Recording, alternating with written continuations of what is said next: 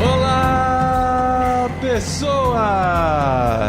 podcastirmãos.com de número 278 entrando no ar. Eu sou o Paulinho e estou aqui no Vocari. Esse é mais um daqueles programas que temos gravados aqui sobre vocação, descobrindo a vocação do pessoal que está por aqui. E eu estou aqui com o vocacionado Simval Júnior do Expresso Ação mais uma vez. Oi, pessoal, e a gente continua aqui vivendo esse momento tão especial aí do Encontro Vocari. E a gente continua aqui com o Lissander da revista Ultimato. Como a gente aprendeu no outro programa da Ultimate Journal. O meu medo era o Paulinho pegar esse negócio. Meu medo era esse. De novo, muito bom você estar aqui. Obrigado. E a gente está aqui hoje com Luke Greenwood. E aí, pessoal?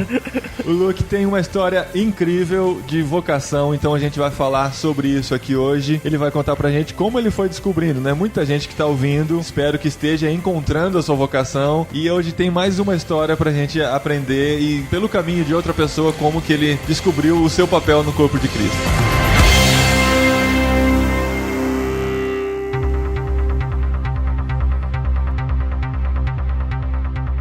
Luke, você não é brasileiro, né? Não, nasci na Inglaterra, vim pra cá com 8 anos de idade. Os seus pais vieram pra... Sim, eles são missionários. Ah, legal. Eles vieram pro Brasil como missionários. E você foi morar onde quando você chegou? Quando a gente chegou, a gente morou primeiro em Campinas. Passamos 4 anos lá. Meus pais estavam aprendendo português, e lá tinha uma escola de línguas e tal, eles fizeram lá. Você começou a se tocar que você podia fazer uma coisa diferente no Corpo de Cristo, você estava onde? Eu tava em Presidente Prudente, interior de São Paulo.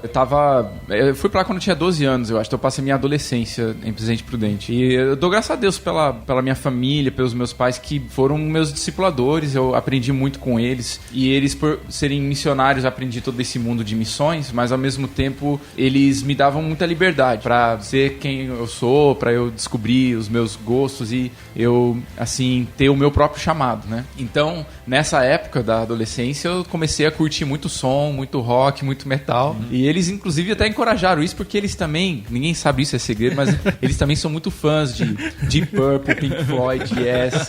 Então eu cresci ouvindo essas coisas em casa. Sério? O Felipe é? Meu pai é muito fã do Deep Purple, cara. Uma vez ele foi me visitar em Curitiba, quando eu tava na faculdade, mas não era pra me ver, era porque o Deep Purple ia fazer show lá. E aí ele foi a única vez que ele foi sozinho pra me ver. As outras vezes ele foi porque minha mãe tava indo também. Não, brincadeira, mas a gente, então, vivia nesse contexto, tinha amigos que também curtiam o som, e a gente montou uma banda, né? Então, isso é bem legal, porque que ano que era mais ou menos isso? Pô, eu fui pra Prudente, eu acho que era 96, por aí, 96, 97. É que já tinha passado um pouquinho dos anos 80, mas os anos 80 foi uma época que a igreja demonizou muito o rock, sim, né? É verdade. Mas já tava superando isso aos poucos. Você curtia rock também, Júnior? Cara, qualquer tipo de som, eu tava no momento... Não importava o som, tava né? do lado negro da força, né? Não era o som. Não era o som, né? Era a viagem. Era outra viagem que interessava. Mas aí, você curtindo rock, começou a se tocar de algumas coisas. Eu comecei a me envolver com música, com bandas, e eu sempre tive, assim, um interesse por fazer parte da vida dos caras da minha escola, ou desse contexto da música, que não eram da igreja. Então eu tinha os amigos da igreja, inclusive os que estavam na banda comigo eram, mas a gente tinha muitas amizades fora, e sempre, não sei, eu sempre senti no coração esse desejo de estar junto com a galera que eu via que estava perdidão, que não sabia, né, na escola. Eu sempre sentava com o cara que era o mais bagunceiro lá no fundo, porque eu achava que eu ia ter alguma influência no cara. E eu tinha esse negócio era meio natural pra mim, esse desejo de estar com as pessoas que estavam em outro contexto e não conheciam e não tinham a mesma oportunidade que eu tive de crescer num lar cristão e tudo. Então isso foi surgindo um sonho pra mim. Eu lembro quando a gente foi visitar o nosso país, a Inglaterra, numa vez que meus pais estavam voltando, né, pra visitar a igreja, eu compartilhei com minha mãe que eu tinha acabado de começar essa banda e eu falei pra ela, mãe, eu acho que um dia eu gostaria de, com essa banda, com essa música, eu queria compartilhar o evangelho, eu queria fazer alguma coisa com missões nessa área. E meus pais me encorajaram muito nesse caminho, né, de continuar buscando isso. Aí você achou que estava tendo uma ideia revolucionária. Eu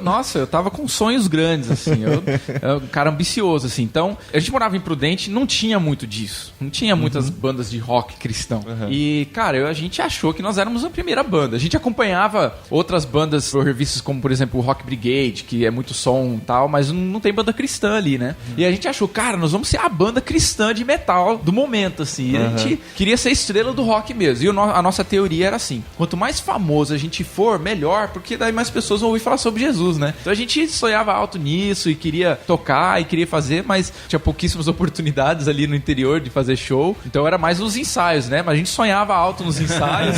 Imaginava aquele público gigante. Exatamente, um dia nós vamos tocar. Aquela garagem cheia, né? É, total. E teve algumas vezes que a gente tocou alguns shows e, nossa, vai dar certo, vai dar certo. E aí rolou aquela coisa, fui fazer faculdade, né? E aí eu me mudei pra Curitiba. E Qual curso que você fez? Eu fiz musicoterapia. Na época eu tava muito interessado em psicologia. Que você é zen mesmo, assim, meio zen. É, exatamente, meio hippie o negócio. Não. Na época eu tava muito interessado em psicologia e música, claro. Aí eu juntei as duas coisas e fiz o curso. Eu gostei os primeiros 2 anos, daí eu já comecei a falar, cara, o que eu tô fazendo? Musicoterapia. Mas aí eu terminei o curso, já que eu já tava fazendo, e na verdade eu já tava com minha cabeça em outras coisas. Eu já tava me envolvendo na missão. Eu falei, eu vou terminar esse curso, aí eu vou pra missões. E com certeza ter um curso de faculdade ajuda muito pra isso tudo, a experiência, o conhecimento. Mas eu não virei musicoterapeuta. Poxa, eu tava precisando de uma terapia aí, cara. Essa coisa da faculdade é interessante. Eu também fiz uma faculdade que hoje eu não exerço mais, mas o tempo na faculdade foi de muito amadurecimento pra mim e foi de muita transformação. E como que começou o seu envolvimento com missões, por exemplo? Sim, quando eu cheguei em Curitiba eu percebi que eu não era a primeira pessoa a ter essa ideia de ter uma banda de rock cristã. Você não conhecia o Petra ainda? Cara, eu tava desligado disso tudo, não conhecia. Os meus amigos do interior, a gente só escutava bandas, como dizem, né, do mundo. Então a gente curtia Iron Maiden, Dream Theater, essas coisas. Não conhecia que tinha todo um cenário cristão de música. Curitiba a gente conheceu, a gente fez parte. Quando eu cheguei lá, eu me juntei com o Pipe, que é o pastor da comunidade Gólgota, lá em Curitiba. E eles estavam começando. Conheço o trabalho deles. Conhece? Já fez coisas juntos já. Então é muito legal. E eu cheguei lá, eu não lembro se era o primeiro ou segundo ano que eles começaram. E então era um grupo pequeno. E a gente tava fazendo os cultos. Todo mundo que chegava junto era a galera de banda. E todo mundo tinha banda de rock cristão. Aí eu falei, cara, já tem muito disso. Daí eu fui descobrindo, ouvindo falar também de outros lugares, em outros países que também tinha ministérios assim. E aí surgiu o segundo sonho, que era o sonho de ver algo assim organizado dentro de uma missão. Então eu conheci o mundo de missões por causa dos meus pais. E aí eu via como funcionava, que eles enviavam pessoas, que eles treinavam pessoas, que a galera dedicava a vida toda pra ir pra algum lugar e alcançar pessoas. Eu falei, a gente precisa de algo assim pra alcançar os caras, os jovens fora da igreja. A gente precisa de uma galera que vai pensar de forma criativa coisas na área de música, de arte ou de eventos, de relacionamentos e que chegue na galera nos centros urbanos e alcance. Então eu comecei a sonhar com isso e foi através dessa ideia e de orações baseadas nisso, né? Eu comecei a orar, Deus, quero conhecer isso, tô me sentindo chamado pra isso, né? Perguntando pra Deus, vem do Senhor isso, como é que é? E aí veio umas meninas da Alemanha na nossa igreja e falaram de uma banda chamada No Longer Music. Eles falaram, essa banda são missionários de vários países, eles fazem turnês pelo mundo pregando evangelho e eles estão em São Paulo esse final de semana. Eu tinha 17 anos nessa época, mas eu tava tão afim. Tava na sede. Cara, eu queria participar de alguma coisa, eu queria fazer alguma coisa. E eu literalmente, ela me falou isso num sábado. Eu perguntei quando é o show, ela falou, poxa, você vai perder, porque é hoje o show. Acontecendo. Eu falei, não, eu não vou perder. E eu voltei pra casa, fiz a mala, fui pra rodoviária e peguei um ônibus pra São Paulo. Eu não sabia onde era, esse que era o problema. Ela me explicou, mas ela não falava português. Então ela me deu lá um endereço e aí eu fiquei meio perdido. Daí eu cheguei lá em São Paulo e eu cheguei na rodoviária de São Paulo, cara, 17 anos de idade, aquele caos, com um papel dizendo Jovens da Verdade Arujá.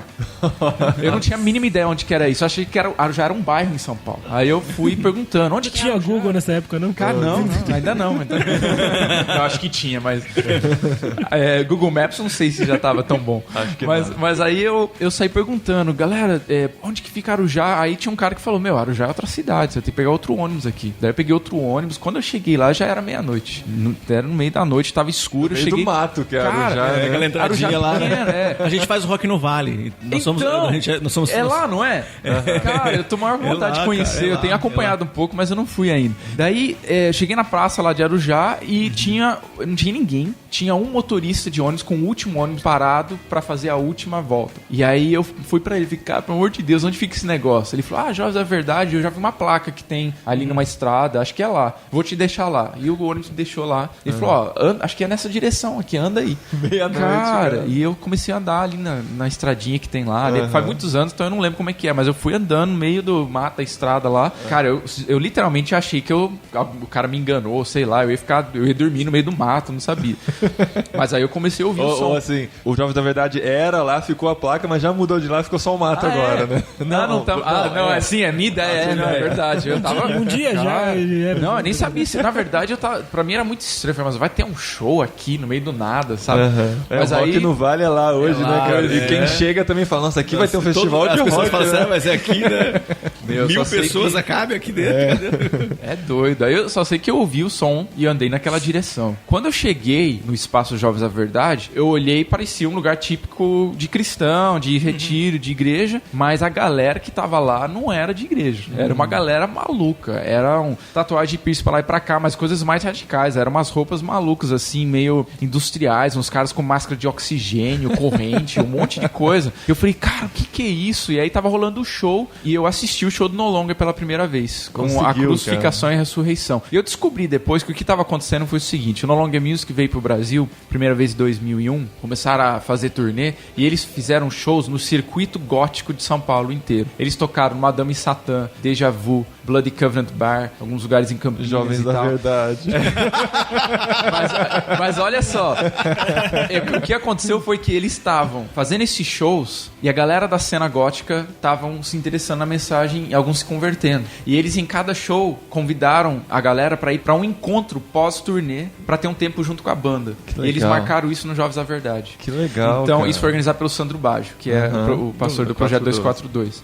Chegou toda essa galera lá, galera que nunca foi numa igreja, tava no Jovens da Verdade para encontrar a banda No Longer Music e passar tempo junto. Cara, foi incrível. E aquilo eu falei, não, é isso aqui que eu tava procurando. Quando eu sentei com o David, que é o líder da banda, eu falei pra ele aquela ambição de adolescente, assim, né? Eu cheguei e falei assim, David, a gente tem que começar uma organização missionária que vai apoiar o que vocês estão fazendo e o que outras bandas e outras pessoas estão fazendo. A gente tem que fazer um negócio que vai ser no mundo inteiro, a gente vai alcançar jovens no mundo inteiro, nas cidades e tal. E ele me ouviu com muita paciência, assim, né? Ouviu tudo. Mas ele ouviu pensando, mais um, né? Mais um. Exatamente. Falei, pô, quantos você tem? Tipo assim, né? E aí ele falou assim, cara, já ouviu falar dos Tiger? Eu falei, não. Eu falei, é isso aí que você tá descrevendo. A gente tem essa organização. Eu falei, nossa, já existe isso? Que já legal. pensaram nisso? E aí ele falou assim, ele foi bem humilde, ele falou assim, cara, talvez Deus tá te chamando realmente pra começar uma outra organização que faça algo assim também, porque tem muita necessidade por aí. Mas talvez ele tá te chamando pra se juntar a nós. Mas na hora eu já sabia, eu falei, nossa, cara, Deus me trouxe aqui pra eu fazer parte disso. Como que eu faço pra entrar? O David é tipo aqueles caras fundador de missão. Não era nada organizado, não tinha nenhum folheto pra me dar, não tinha nada. Ele falou assim, cara... Desbravador, né? Ele falou, vem na nossa conferência mês que vem. Beleza, aonde que é? É na Polônia. Então eu cheguei em casa, liguei pra minha mãe e falei, mãe, tô indo pra Polônia. Aí vendi algumas coisas e peguei um avião, fui parar na Alemanha, peguei trem até a Polônia. Cara, me perdi várias vezes também. Dormi na estação de trem, quase perdi o trem. Um monte de coisa aconteceu. E eu cheguei lá. Sem conhecer ninguém na Polônia. Sem conhecer ninguém. Nada. E ele me colocou em contato com uma pessoa de lá, um missionário lá. E aí essa pessoa me deu as direções, eu cheguei. Daí foi engraçado, porque eu cheguei lá, eu falei, David, eu cheguei, eu vim, né? Eu achei que ele ia estar surpreso de eu aparecer lá. Porque eu acho que tinha um monte de gente que falava que ia, né? Daí ele falou assim, eu sei que você veio, era pra você vir mesmo. Eu sabia que você ia vir, eu te falei pra você vir. Que legal, cara. E, cara, isso foi o começo. Aí eu entrei e nunca mais parei. Essa postura do David fala muita coisa pra gente hoje, né? Incentivar, né? Sempre vem, às vezes vem muita gente empolgada e tal, e a nossa tentação é pensar, mais um empolgadinho que daqui a pouco vai esfriar, vai deixar a coisa passar. Talvez essa seja uma ponte, um elemento do universo da vocação que a gente precisa desenvolver intencionalmente, né? Não somente que as pessoas descubram sua vocação, mas quem vai acompanhá-las, né? Esse elemento é muito importante, não é? Eu acho que tem alguns dons diferentes nisso, né? O dom de vocacionar as pessoas, de ser usado por Deus para vocacionar, é um dom especial que alguns têm. Eu penso muito, por exemplo, no George Viewer, da OM, ou outros homens como ele, que são pessoas que viajam pelo mundo pregando e falando, você tem que ir, vamos. O David é um desses. Vamos lá, você tem que se envolver na missão. Às vezes a galera fala assim, nossa, mas isso é meio doido. Aí todo mundo fica sonhando, né, romântico, que vai se envolver na missão e acaba não fazendo. Mas esse momento é muito importante. Porque isso você desperta na pessoa, né? Depois tem que ter outras pessoas com outros dons que vão chegar e falar assim, agora é realidade. Como que você vai chegar lá? Você vai fazer isso, isso e aquilo. Alguns, no meu caso, foi meio maluco. Acho que Deus estava direcionando, foi por graça dele, não sei como. Eu cheguei lá sem ter muito, assim, pelo menos dentro da missão Steiger, foi muito de iniciativa minha, eu fazer acontecer e eu entrar. Mas nem todo mundo vai ser assim. Outras pessoas vão precisar que alguém caminhe junto e fale, cara, agora faz esse treinamento, agora se envolva aqui, faça esse projeto. E isso é muito importante.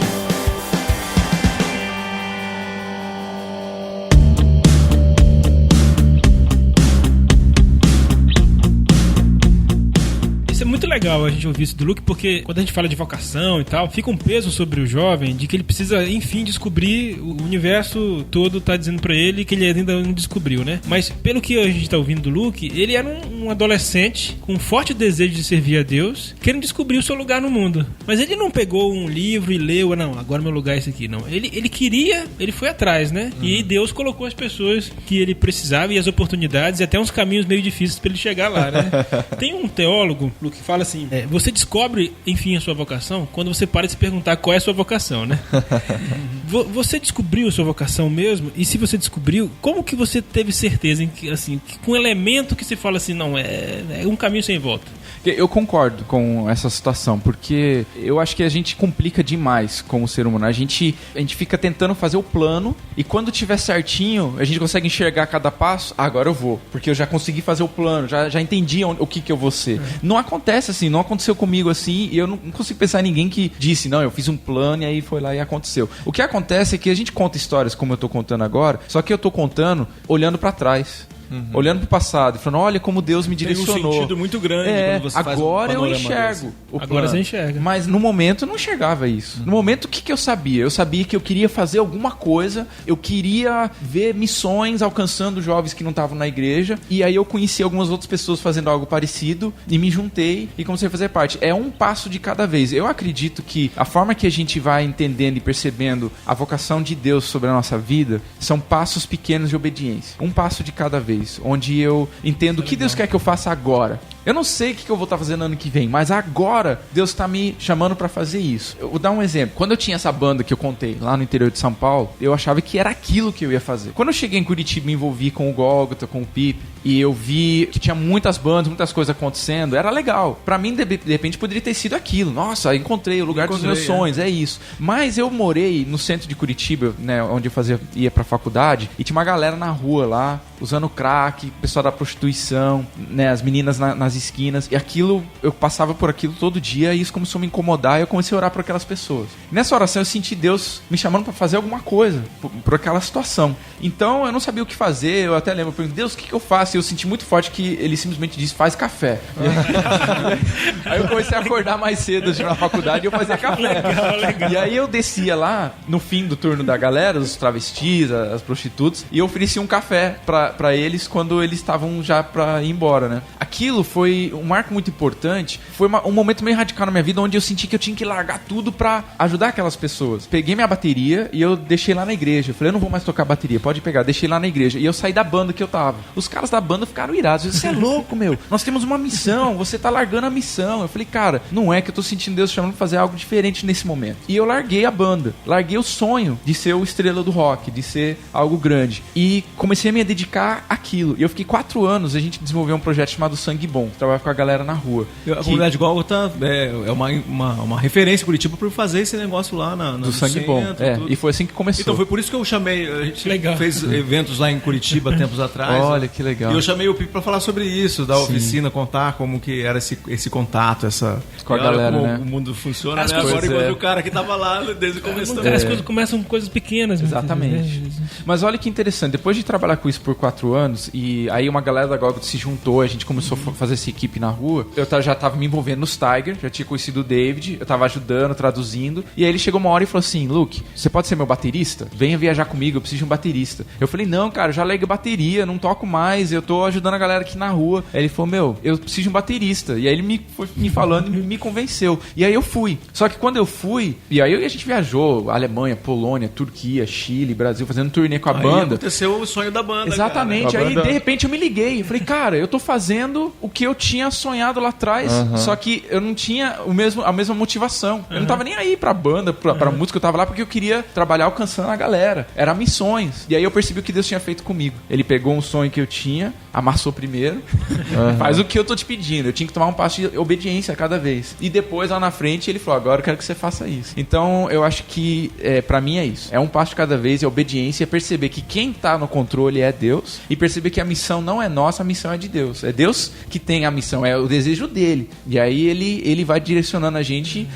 cria as nossas instituições humanas e tal, mas ele tem a missão dele e a gente tá participando. Esse relato é uma descrição na prática do que a gente está falando. Missão é de Deus. A gente fala missão de Deus. O que significa isso? Na prática é isso, né? É deixar Deus mover você, né, diante dessas aspirações e convicções que você tem, e Deus vai mostrar, no final das contas, na maioria das vezes é depois que você percebe esse caminho que Deus fez, né? Exatamente, olhando para trás. Aí tem um versículo, né, que a gente usa bastante ele: lâmpada para os meus pés é a tua palavra e luz para os meus caminhos, né? Uma vela no pé vai iluminar só o próximo passo. Depois, no final de tudo, você olha para trás e iluminou o caminho todo. Sim. Mas nunca foi 10 passos para frente. Sim, exatamente. Eu nunca imaginei, naquela época, eu nunca teria imaginado o que eu estaria fazendo hoje. Então eu sou muito grato a Deus pela forma que ele dirigiu e o plano dele foi 1000 vezes melhor que o meu mesmo, porque, né, hoje eu tive a oportunidade, junto com o Sandro, de desenvolver os Tiger no Brasil, de ver vários projetos iniciando, de ver ela se tornando uma missão que tem a sua parte a fazer aqui no Brasil. E agora, essa semana, eu e minha esposa estamos se mudando para Polônia, porque eu vou estar trabalhando com a missão lá na Europa, cuidando das bases que a gente tem lá, e vendo a missão crescer na Europa, e vendo cada ano que a gente vem trabalhando, vendo centenas e milhares de jovens sendo impactados pelo Evangelho, começando a fazer parte de um processo de discipulado. Cara, nunca na minha vida teria imaginado poder fazer parte disso. E esse é o coração da missão, é alcançar essa cultura jovem global que a gente fala aqui em centros urbanos. Você chegou na Polônia, conheceu essa Tiger. O que você viu lá que te impactou? Quando eu cheguei lá, foi uma conferência, como eu disse, tinha gente de todo que é lugar do mundo, mas uma galera louca. Todo mundo fora da caixa, vamos dizer. Era uma conferência missionária como você nunca viu. Então, tinha um cara da Holanda que estava plantando uma igreja na Polônia, que era baixista também no No Longer Music, um cara loucão. Tinha um cara que era drogado lá em Amsterdã, se converteu e estava trabalhando lá na Índia, alcançando galera lá. Legal. Tinha... E era tudo uma galera que era envolvida na área de arte, de música, ou simplesmente na cena totalmente fora da igreja, de jovens, de universitários, de pessoas desse tipo. Eu vi aquilo e eu comecei a me envolver de pouco. No começo, como eu disse, eu só ajudava traduzindo o David quando ele estava no Brasil, até que eu comecei a me envolver no No Longer. Eu passei 2005 até 2009 no No Longer Music como baterista, que foi nesse momento depois que eu já tinha feito trabalho com Sangue Bom e tal, eu tinha terminado a faculdade e eu comecei a viajar com a banda. Então essa época foi uma época pelo mundo inteiro.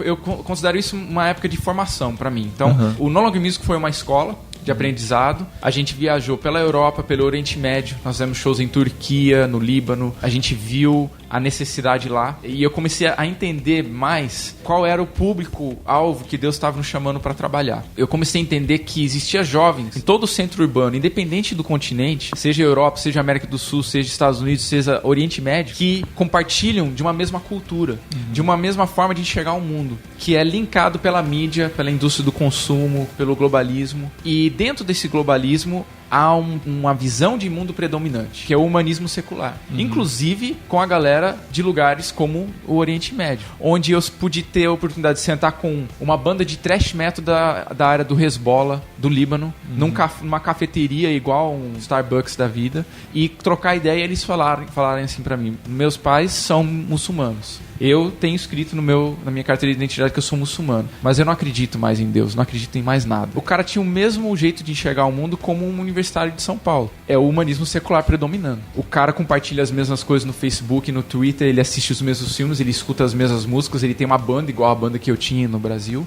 E eu falei, cara, a gente tá unido por uma cultura. E essa cultura está completamente inalcançada pelo evangelho. Pouquíssimos projetos e trabalhos estão realmente conectando de forma relevante com essa galera e de forma inteligente, de forma que faça a galera parar e pensar. Aí eu comecei a entender cada vez mais a grande necessidade. Então esse foi uma escola. Aí eu falei, cara, eu preciso me treinar bem para conseguir desenvolver isso. Então, primeiro eu fiz o treinamento missionário do Steiger, que inclusive hoje eu ajudo a cuidar disso. É um treinamento de 10 semanas, onde a gente passa todos os valores da missão, o conceito, o DNA da missão, e a gente oferece recursos e tal para desenvolver esses trabalhos. E eu também fiz um treinamento missiológico no All Nations na Inglaterra. Bastante gente participa, é reconhecido, o pessoal da OM faz muito, né? Terminando isso, foi quando a gente veio pro Brasil. E então eu tava envolvido na missão. Você casou com uma polonesa? Casei. Isso foi legal. Eu tava viajando com o No Longer, indo numa van da Alemanha pra Polônia. E o David estava sentado do meu lado, né? Então, não sei se você já entendeu isso, mas o David foi fundador da Missão Steiger, começou a banda No Longer Music. E ele olhou pra mim e falou assim, Luke, lá na Polônia tem muitas meninas bonitas e malucas. Você deveria escolher uma e casar-se com ela. E como vocês viram que eu sou uma pessoa obediente... e aí Mas ela é bonita e maluca? Exatamente.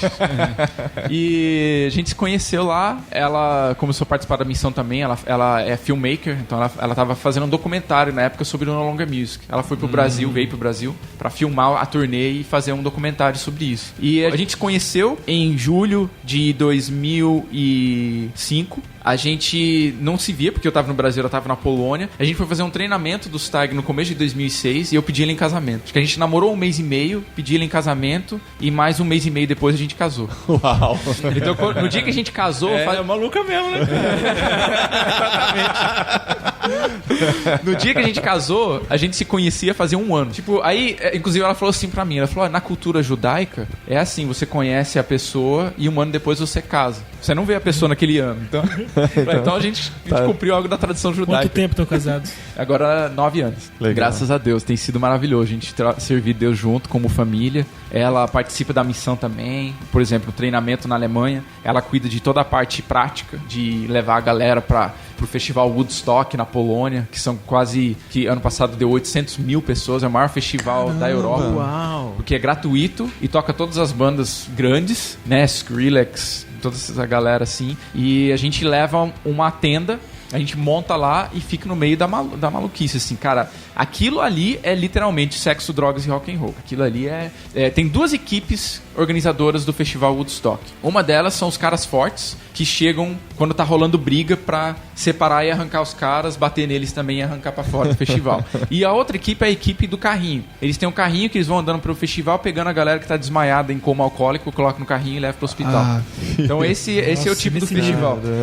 Esse é o lugar onde a gente tá indo com a missão. E a gente considera isso uma parte importante do nosso treinamento. Levar a galera pra esse lugar e deixar eles lá uma semana e fala, se vira. Não tem como tomar banho, então pro brasileiro é um treinamento interessante. O cara tá numa barraca e não pode tomar banho e tal. É isso que a galera mais conta. A gente tem muito brasileiro que vai.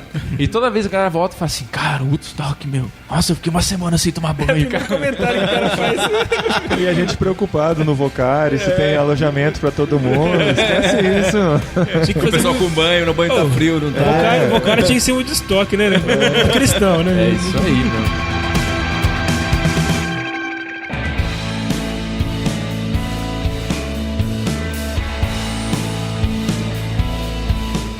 A No Longer Music toca nesses festivais também? Consegue entrar? Sim, sim. No Woodstock, eles tocaram num dos palcos menores, mas ainda a gente tá fazendo um trabalho para ter um contato maior ali dentro. Mas eles viajam pela Europa fazendo exatamente isso, tocando em casas de show, em festivais, em lugares desse tipo. E qual é o diferencial que você viu nessa banda que te chamou muita atenção? Cara, acho que o principal era o coração missionário. Os caras não estavam nem aí com a banda em si. Inclusive, quando eu conheci eles, a banda era formada de missionários de vários países diferentes que se encontravam só pra fazer aquilo. Eles não tinham sonho de gravar CD, de fazer não sei o quê. Eles se juntavam pra fazer um negócio profissional e maluco e alcançar as pessoas. Acabava a turnê, cada um ia pra casa e fazia missões onde ele tava. Legal. E a banda era só pra aquilo. Inclusive, todo ano vai trocando um pouco, porque ela não é uma banda, na verdade. Ela é uma equipe missionária. Um passa a fazer outro trabalho, daí outro entra. Inclusive, eu participei até 2009, e aí surgiu o sonho de começar algo assim no Brasil. Eu saí do No Longer, eu e minha esposa nos mudamos pro Brasil, foi quando eu terminei aquele período de treinamento que eu contei, e a gente começou, um dos primeiros projetos que a gente desenvolveu do STAG no Brasil,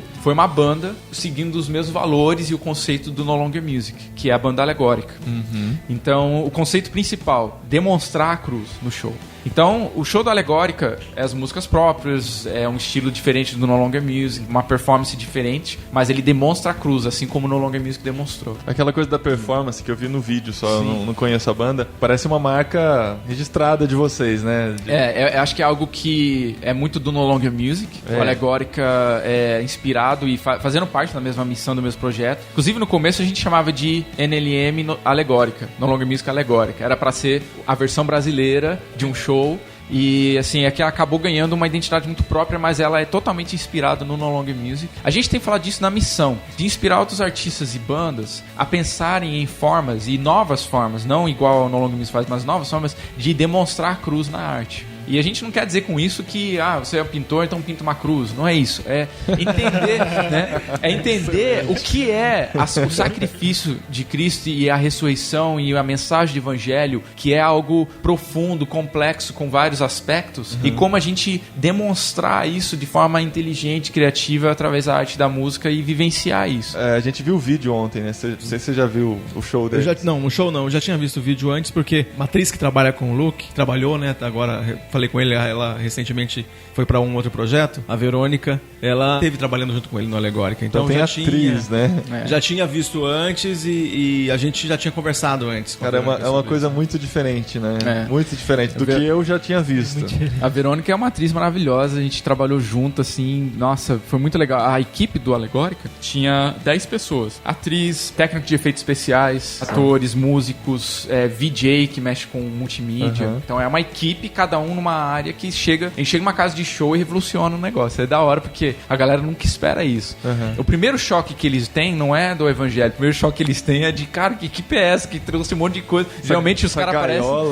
exatamente. Geralmente chega com 4 carinhas, toca uma música, umas músicas e tal. Lugar, você chega com estrutura. A gente no começo a gente usava um andaime. A gente montava um andaime. Eu lembro uma vez a gente montou um andaime num centro cultural lá e a galera chegou assim, falou, vocês vão rebocar o teto? Não, a gente vai fazer um show. Foi um tempo muito bom. A banda vai continuar. Eu tô indo pra servir com a missão na Europa, mas a banda vai continuar. A gente formou uma equipe nova, com uma nova geração, a gente fala, porque a galera que entrou é tudo mais dos 20 e poucos. Você tá sentindo velho já, Luke? Cara, não, porque eu não tô velho. Mas realmente, nesse contexto, eu acabei me sentindo, poxa, eu sou a segunda geração. Aí eu e a Verô, a gente fica brincando, né? Nós somos veteranos, a gente tem que sair agora e ir mais novo. E então vai continuar esse trabalho, assim como outros projetos do STAG Brasil, que a gente desenvolveu nesses últimos 5 anos e meio. Então, continuando firme e forte, e a gente vai trabalhar agora com a missão lá na Europa. Qual que é a dinâmica do show, assim? Por que vocês têm esses andaimes, essa coisa toda diferenciada aí? Bom, eu acho que primeiro a ideia de misturar essas modalidades artísticas e tal é por entender que as pessoas hoje perderam a capacidade do espanto. Elas estão anestesiadas por serem bombardeadas constantemente pela mídia, pelo consumo, pela coisa. Então, você vai compartilhar o evangelho hoje, tem 1001 coisa competindo, mensagens, ideias e tal, e as pessoas estão confusas. Então, cara, pra onde que eu olho? O que que eu faço? Então, a gente tenta chegar já chocando e chamando a atenção pra galera parar e prestar atenção. Só que aí a gente procura trabalhar com os temas linkados à sociedade atual de uma forma bem profunda, tentando conectar com perguntas e questionamentos que as pessoas realmente estão fazendo. Então, a gente tem uma música, por exemplo, que chama Humanismo. E ele trabalha exatamente com essa visão de mundo predominante do humanismo. Por exemplo, no refrão, o refrão diz: o que é mais importante do que nós? Os nossos direitos, as nossas ambições. Não precisamos mais de heróis ou figuras religiosas, apenas alguém para levar o lixo para fora. Essa última frase, não precisamos mais de heróis ou figuras religiosas, apenas alguém para levar o lixo para fora, é uma frase do Banksy. É um grande artista do grafite, acho que é o mais conhecido do grafite hoje. Então a gente tá tentando interagir com a cultura e a gente tá cantando essas coisas, obviamente a gente não acredita nisso. A gente tá usando a ironia para questionar uma perspectiva que é aceita como o certo hoje. Toda a galera, em universidades, nas casas de show, no cenário cultural, artístico, musical, a grande maioria segue o humanismo secular, o relativismo e tal. Então a gente traz esse conceito e fala, cara, olha como é isso aqui. Você acha que é por aí mesmo? É bonito mesmo? Então a gente trabalha com isso no show. A gente usa ironia, a gente questiona a posição da sociedade hoje. A gente trabalha com uma música que fala de materialismo. A gente trabalha música com espiritualidade confusa. A gente canta Namastê, Shalom, Saravá, fica zen, diga amém pra rezar, Aribó no trilhar por trilhar o caminho pra lá, no xirê batizar, meditar. Então a gente mistura os termos religiosos e a galera fica, cara, o que estão falando? Aí no refrão a gente fala, pra quem não sabe onde vai, qualquer caminho serve. E a gente tá fazendo o quê? Demonstrando como é a espiritualidade hoje, como as pessoas enxergam e pensam na espiritualidade hoje, mas novamente usando a ironia com o intuito de fazer a pessoa parar e questionar e falar, cara, sei lá, será que é por aí mesmo? E aí o negócio vai aprofundando e a Verônica, a atriz, ela começa a trazer alguns monólogos onde ela fala assim, eu busquei liberdade, eu queria essa liberdade e tal, e eu não tô encontrando, eu não tô me sentindo feliz. Era pra gente estar feliz, todo mundo tem que ser feliz, mas eu não tô me sentindo assim. E então ela começa a questionar isso e ela vai ficando num momento de desespero e ela chega a um ponto de querer se suicidar, se matar. Nesse momento, eu, que tô interpretando o papel de Jesus, eu entro no meio e paro ela, falo assim, não precisa fazer isso, não odeie a sua vida. Ela fica brava comigo, fala, como assim? Você vai, mexer na minha vida, interferir na minha vida. E aí a galera me agarra e ela fala assim, alguém vai ter que morrer pra pagar essa sujeira toda. Porque o negócio não tá... Alguém vai ter que morrer. Se não sou eu, então vai ser você. E aí eles pegam e me matam. Então eu morro no lugar dela. Em vez dela se matar, eu morro. E a gente faz a crucificação de uma forma bem diferente. Eu fico pendurado 2 metros do chão com correntes e ganchos. Ela corta o meu pescoço. E a gente usa sangue artificial e tal pra mostrar que a cruz, ela não foi apenas uma joia que a gente usa em volta do pescoço. Ela foi algo brutal, né? Eu morro e o pessoal acha que acabou o show, porque o vocalista morreu, né? Tá lá, deitado no chão. E aí eu levanto pra mostrar como Jesus ressuscitou. E quando eu levanto, eu falo, eu tô cansado. Eu começo falando assim, agora tudo vai mudar. Eu tô cansado da ironia, do cinismo, das piadas, das mentiras. Tá na hora da gente mudar o caminho que a gente tem traçado. Tá na hora de conhecer a força máxima da vida. Ele sempre esteve ao seu lado, ele te ama incondicionalmente. É ele que quebra as correntes e te dá liberdade de verdade. E o nome dele... E aí a banda para e a última palavra o nome dele é Jesus. E essa é a primeira vez que a gente fala Jesus no show, o nome Jesus, e é a última palavra do show.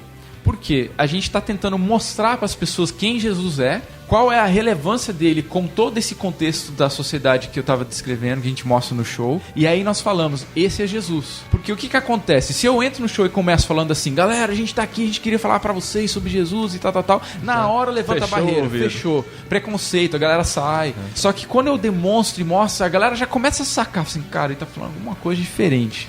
E aí no final, quando fala, muitos já tinham sacado, fala, cara, tá falando de Jesus. É muito comum no final a galera chegar e falar assim, eu nunca tinha pensado sobre Jesus dessa forma, eu nunca tinha entendido isso sobre Jesus, ou eu geralmente não gosto de ouvir pessoas pregando e falando sobre Jesus, mas hoje fez sentido pra mim. Porque a gente precisa derrubar os preconceitos e demonstrar que Jesus realmente é. O DNA da Missão Steiger, o nosso valor principal, é que essa galera da cultura jovem global, que parece tão perdida e fechada ao evangelho, se eles têm a chance, a oportunidade de realmente ter um encontro real com a pessoa de Jesus, de ver e entender quem ele elas realmente elas querem seguir. Elas querem saber. Elas estão sedentas por verdade.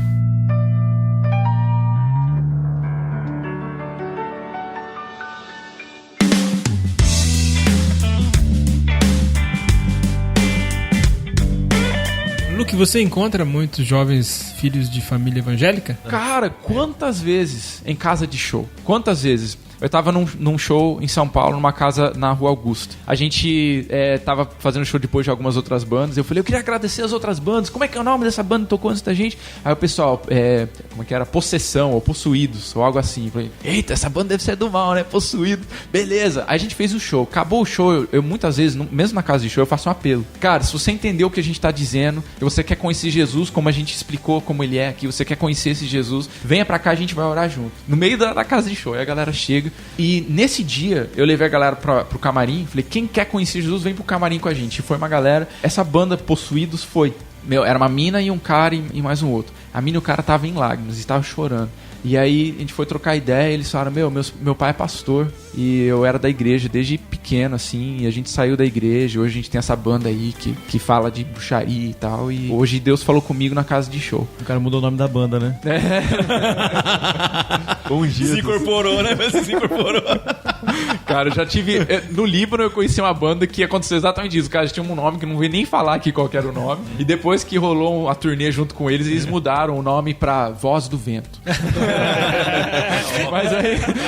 Mas só um último exemplo disso, contar dessa forma. Eu fui falar numa igreja, na Moca. Mostrei o vídeo, falei, papapá. Quando terminou, uma menina veio e falou assim, eu não acredito que eu encontrei vocês. Eu tava 3 anos atrás numa casa de show lá na Augusta. Eu tava desviado da igreja, não tava mais indo. Eu fui lá pra encher a cara, pra zoar. E Deus foi me pegar lá dentro através do show de vocês. E ela falou, hoje eu tô na igreja firme, sou líder de louvor. Eu nunca mais tinha ouvido falar de vocês. Ela falou, nunca mais tinha visto a banda, não sabia onde você estava. E quando eu vi o vídeo, eu reconheci. Eu falei, cara, foi essa banda que me trouxe de volta e tal. E é maravilhoso, porque muitas vezes a gente faz o show e a gente não sabe do que acontece. A gente entra e sai da casa e não sabe. E aí o pessoal às vezes até critica, fala, pô, mas você vai lá, fala, você faz o apelo e nunca mais se ouve falar do cara. Isso aí não é conversão. O cara não, né? O cara depois esquece. Mas a gente entende na missão que não é a gente que tá convertendo o cara, é Deus. Então a gente faz a nossa parte apenas, de pregar o evangelho. E muitas vezes Deus tá fazendo algo que a gente descobre anos depois, que Deus fez o resto. Que a natureza da mensagem, ela tem, né, tem proclamação, tem ensino e tem cuidado. Exatamente. Né? Tem organizações ou tem pessoas que se voltam mais para uma área do que outra. Então isso é natural, né? A vocação de muitos está no cuidado, de outros está na proclamação. É por isso que a gente é corpo, né? Cada um com um dom. Exatamente. Assim, a gente entende também, só para pontuar nisso, que realmente há uma necessidade, porque daí tem essa galera, nem todos vão fazer o que essa menina fez, de procurar uma igreja ou que ela já conhecia a igreja. Então a gente entende que também é uma parte do nosso chamado como missão trabalhar o discipulado bem. A gente enxerga a nossa parte como alcançar lá desse jeito e depois criar formas e modelos de discipulado que ajudam uma pessoa que não sabe, não conhece a igreja e não conseguiria chegar numa igreja, mas de se integrar e fazer parte de um processo de discipulado até o dia que ela consegue fazer parte de uma comunidade. Legal. Ou até em certos lugares onde a gente mesmo precisa ajudar a formar uma comunidade, criar uma nova comunidade para a pessoa fazer parte. É bom lembrar que, por exemplo, a sua banda, apesar de estar lá no meio do contexto urbano secular, você é inserido numa comunidade, você faz parte de uma comunidade. Com certeza, tudo, né? Isso é importantíssimo. A igreja local, a gente trabalha o tempo todo em parceria com a igreja local, a gente precisa disso muito.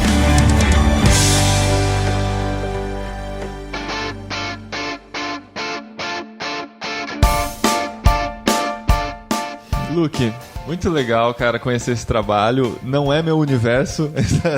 Qual que é o rótulo dele? É hard rock, cara, heavy metal? A gente, como missão, a gente não é fechado num estilo musical. A gente chama que o nosso público-alvo é a cultura jovem global. Legal. E então atingem todos. E a gente tem bandas de vários estilos dentro da missão. Ah, tem várias bandas? Vários estilos, sim, e outras modalidades. Então, a gente não se fecha num estilo. Mas, às vezes é difícil de explicar o público-alvo, mas é uma galera que todos nós conhecemos e vivemos juntos. Então, claro, a banda acaba atingindo uma galera que tá lá numa casa de show, mas são os nossos vizinhos, a galera com quem a gente estuda, com quem a gente trabalha, que cresceu dentro de um contexto globalizado, de consumismo, onde através da mídia, através das universidades, elas têm aprendido o humanismo secular, elas têm aprendido a viver dentro do relativismo e tudo, e elas precisam de um jeito diferente do evangelho chegar até elas. Realmente acaba alcançando também aqueles caras que estão no rock ou no rap, em outras coisas assim. E para conhecer mais sobre a Steiger no Brasil? Tem um site internacional, que é o www.steiger.org.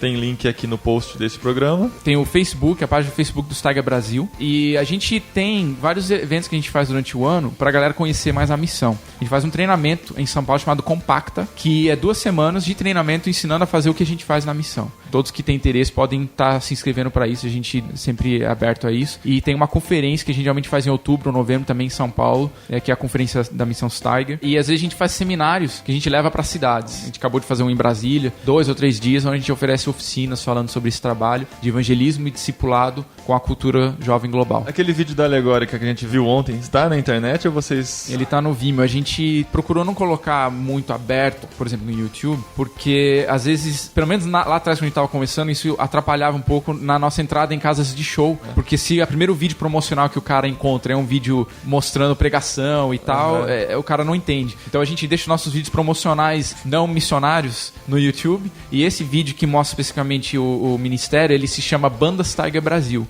A gente não usa o nome alegórica, porque ele é realmente voltado mais para as igrejas entenderem. Tá bom, então a gente coloca o link aqui também, porque quem tá ouvindo aqui vai se interessar e pode, né, ter várias ideias a partir do que vai ver lá também. Fica curioso também, né, pelo que ele falou aqui.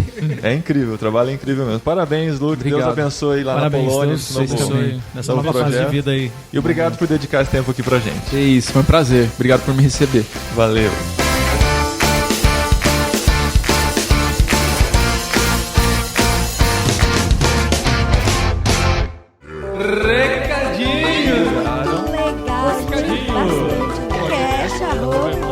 No programa anterior. Muito obrigado.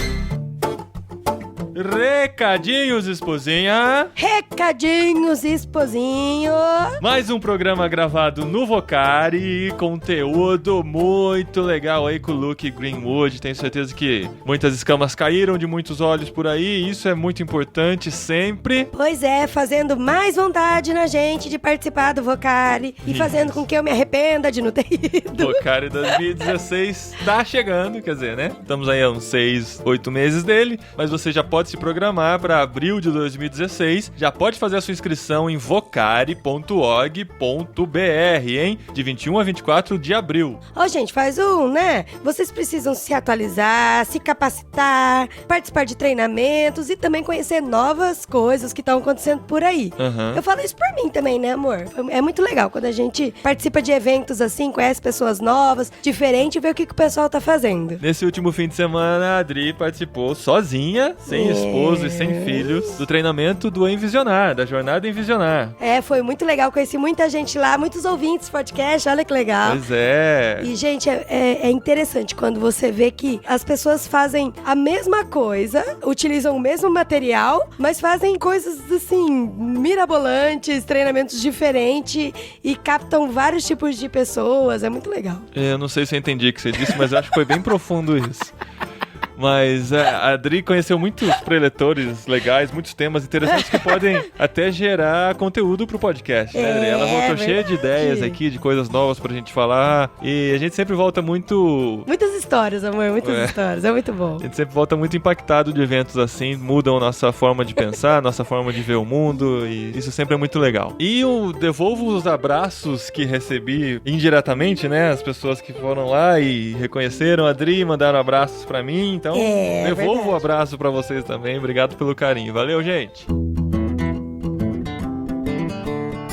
Sobre o programa anterior, né, esposa? Aquele que você gravou junto com o Renan e até agora... Nossa, o pessoal falou, olha, derruba o Paulinho, que você é muito boa. Esse negócio de gritar olá pessoas na voz do Paulinho já é. A única coisa que o Paulinho faz é gritar olá pessoas mesmo. Gente, é muito difícil ser host, nossa. E o Renan atrapalhando ainda do lado. Não, tô brincando, ele ajudou. Galera que comentou, muito obrigado. Vou ler o comentário aqui do Alessandro Maia, de Poços de Caldas. Minas Gerais. Ou é Goiás? Minas. É Minas. É fronteira. É Caldas Novas que é Goiás. Isso. Tá. Poços de Caldas, divisa com São Paulo, uma cidade muito bonita e aconchegante. O Alessandro escreveu, podcast muito bom, sempre que ouço, faço um bloquinho de notas anotando muita coisa importante que vocês falam. O cara ouve no computador, pelo jeito, hein? Ou é um bloquinho de notas de verdade? Eu não sei. Analógico. Mas dirigindo que não é. Dirigindo, espero que não seja, que você pare pra anotar. Mas ele faz essas anotações de coisas importantes que ouve. Ainda mais nesse momento que estou recebendo a responsa de liderar os adolescentes da minha igreja. Cara, olha que responsa. Só. Esse programa acabou sendo muito esclarecedor, acrescentando mais ainda na minha vida. Muito obrigado pelo podcast. Espero poder ouvir muitos outros relacionados a crianças, adolescentes e a essa nova geração. Gente, olha, uma coisa legal é que, assim, como o Alessandro falou, ele falou que o programa ajudou e ele, assim, tá elaborando as ideias pra poder liderar adolescentes. Outras pessoas falaram isso pra mim também, que ajudou bastante, tiveram novas ideias.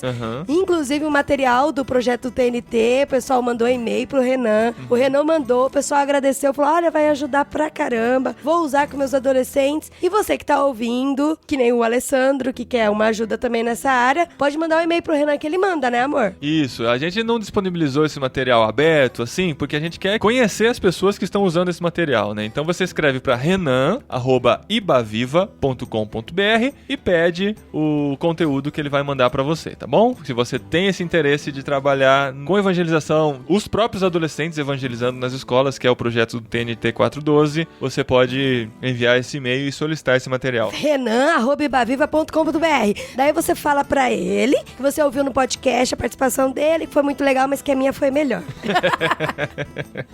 Muito bem, gente. Obrigado pelos comentários e você também pode comentar pelo nosso WhatsApp. Lembra disso, né? Nós temos um WhatsApp de irmãos.com com o número do DDD 19 99731 9223. 99731 9223. A vinheta ainda não rolou, mas você já vai decorando esse número. Pode mandar seu áudio aí. Faz aí, Ariel, a vinheta. Manda seu comentário em áudio para esse WhatsApp e você também passa a participar da nossa lista de transmissão para onde nós enviamos as novidades. Mais uma vez, é bom ressaltar, não é um grupo, é uma lista de transmissão. Você vai receber só as nossas mensagens. Sim. E você vai receber em primeira mão, antes de Twitter, antes de Facebook. Em primeira mão, você vai receber a notícia de que o podcast está no ar. Inclusive, quem já se cadastrou, recebeu a notícia de que este programa entrou no ar antes de todos os outros E qual portais. é o tema desse programa? Irrelevante, porque se você tá ouvindo esse programa, você já sabe. Mas a gente falou sobre cultura jovem global com o Luke Greenwood. Então tá você bom, agora eu já sei. deixa seu comentário, manda sua opinião, conta se você conhece projetos parecidos. Até 60 segundos a sua mensagem você manda pro WhatsApp de irmãos.com. Este programa que você está ouvindo agora é de número 278, mas há 3 programas você ouviu de 275 profissionais em missão, que a gente falou com o Alexandre Torres, com o Gustavo Borges e com o Sérgio Sakata, sobre como você ser relevante também no meio profissional, né, na sua vida profissional. É, o podcast Profissionais em Missão. Isso que eu acabei de falar, inclusive. Né? Obrigado por ressaltar essa informação. E lá foi falado sobre o curso Go Equipped, aquele curso que o amigo do Gustavo Borges foi para os Estados Unidos e fez e falou que esse era o curso essencial para ele. Ele foi para lá e fez, e ele se encantou tanto que virou um embaixador do curso no Brasil. Olha que legal. E pela primeira vez no Brasil, esse curso vai ser oferecido por aqui também. Olha só que tem uma informação importantíssima. Qual? Muito importante. Que serão apenas 40 vagas. 40 vagas. Porque eles querem treinamento mesmo, corpo a corpo, pessoa a pessoa. Não quer coisa muito cheia. E você vai ser preparado para ser um fazedor de tendas. Se você quer saber o que é isso, ouve lá o programa número 275. O curso se chama Go Equipped, é da Global Opportunities e acontecerá em Brasília, Distrito Federal. Então atenção, galera do Distrito Federal e da região das redondezas, até de longe, né? Vale a pena ir participar. Será na Missão Além entre os dias 30 de outubro e 2 de novembro, no feriadão do dia 2 de novembro, finados. Você pode participar do curso Go Equipped. Então corre em fazendotendas.org, vê lá as informações, tem a ficha de inscrição, você se inscreve, recebe as informações de como fazer o pagamento e participa. Então é isso aí, galera. Beijo para todo mundo. Continue comentando no post, mande o WhatsApp e entre em nossas redes sociais. Isso, estamos em Facebook, temos a página no Facebook, que é facebook.com/irmãoscom, sem pontos, sem underline, sem nada, e no Twitter, twitter.com/irmãos_com, né? A gente é meio inconsistente em nomes nas redes sociais, mas ajude a gente a divulgar o podcast, compartilhe o post que a gente sempre publica lá. Se você conhece, curta, e se você não conhece, curta e compartilha. Não tem umas coisas assim, né? Tem, faça isso. Valeu, gente, até o próximo programa daqui a 14 dias.